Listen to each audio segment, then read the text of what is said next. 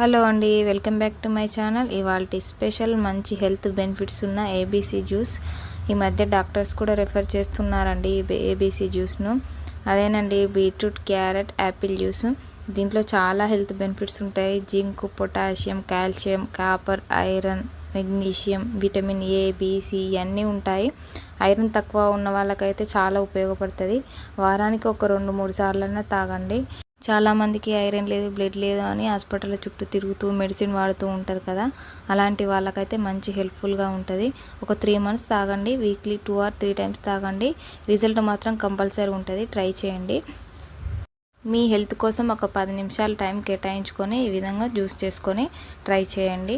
చాలామందికి బీట్రూట్ అంటే ఇష్టం ఉండదు. అలాంటప్పుడు ఈ జ్యూస్ చేసేటప్పుడే కొంచెం బెల్లం యాడ్ చేసుకోండి స్వీట్నెస్ కోసం.